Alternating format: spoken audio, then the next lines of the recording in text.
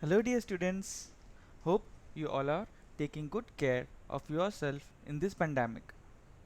And I know you all must be happy to learn social science. This year we have NCERT publications. So we have 4 individual books for history, geography, civics and economics. Economics is the additional subject from this year, namely India and the Contemporary World 1 for history, Contemporary India 1 for geography, Democratic Politics 1 for civics and economics. I hope you all will read the chapters and topics in the textbook along with the chapter sessions that we will be sending. So let's start our social science, and that we will start with history, that is India and the Contemporary World 1. The content is divided into 3 sessions. First session is events and processes. Second is livelihood, economics and societies. And third is everyday life, culture and politics. So the first chapter from the section 1 is the French Revolution. So let's start with the first session for the same. Introduction. The Revolution of French began on 14th July 1798 with the storming of the Fortress prison, the Bastille. It was suspected to find hoarded ammunitions, that is, quantity of bullets and shells.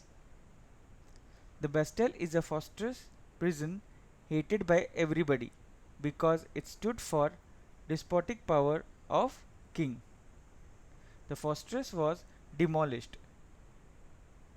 The beginning of chain of events started by middle class affected and shaken lower class and led the execution of king in France, followed by revolt against monarchy. This revolution put up the ideas of liberty, fraternity and equality. Storming of the Bastille. This is the image for your referral. So, causes of French Revolution. So there are several causes of any revolution. So for French Revolution the causes are social cause, that is French society during late 18th century. The society was divided into 3 estates. The member of first 2 estates, that is clergy and nobility, every certain privileges by birth. They are exempted from paying tax to the state. Nobles also enjoy feudal privileges, which includes feudal dues extracted from peasants. The church, the church extracts its share to taxes called tithes from peasants. A direct tax, tithe, and on of indirect taxes are levied on everyday consumption articles like salt and tobacco. This is the chart of 3 estates. First was clergy, second was nobility, and in the third were big businessmen, merchants, court officials, lawyers, etc.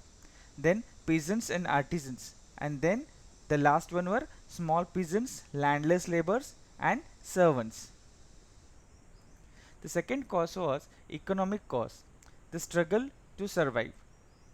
The population of France increases from 23 million to 28 million in 1789, which led to increment in demand for food grains. Most workers were employed as laborers in workshops with fixed wages, but the wages did not keep pace with rise in the prices of food grains.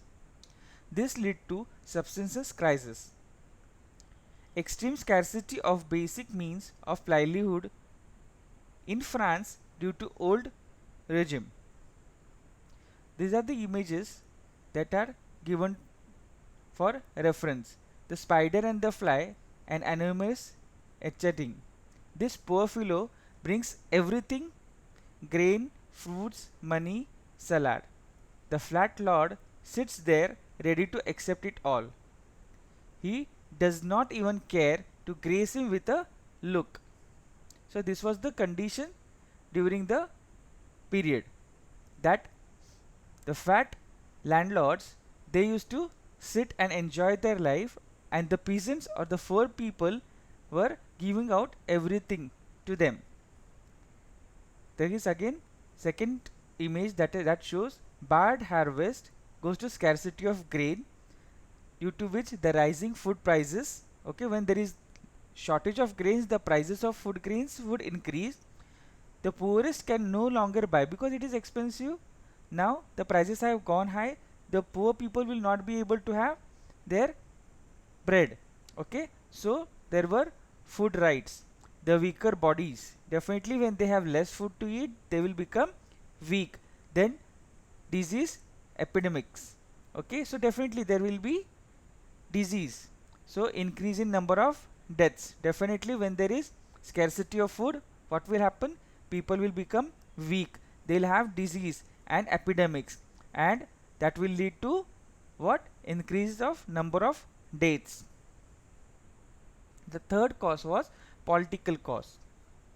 In 1774, Louis XVI becomes the king of France and faces empty treasury due to long years of war, which drained financial resources, and discontent within the society was increasing. He helped 13 American colonies to gain their independence from the common enemy Britain. This war added more than 3 billion livres, for which the moneylenders began to charge 10% interest on loans.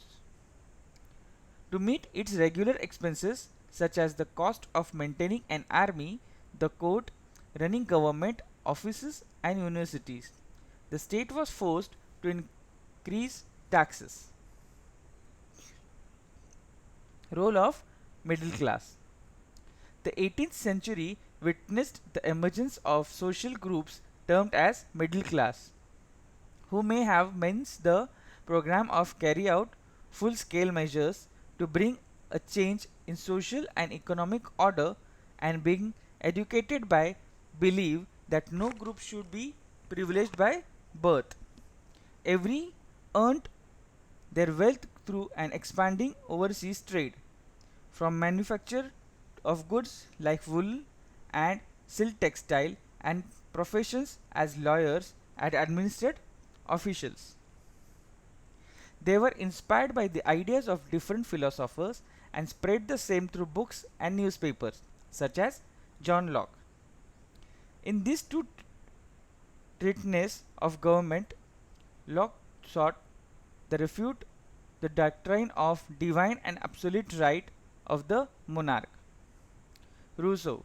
Rousseau carried the idea forward, proposing a form of government based on a social contract, black and white people and their representatives. Montesquieu. In the spirit of law, Montesquieu proposed a division of power within the government between the legislative, executive, and judiciary. This is where we end with our first session. I hope you have understood the topics that are explained. I advise you to read the chapter and the topics that are explained in the video, so that you understand them better. Write down the hard words 5 times in your notebooks. So, see you in the second session. Till then, take care.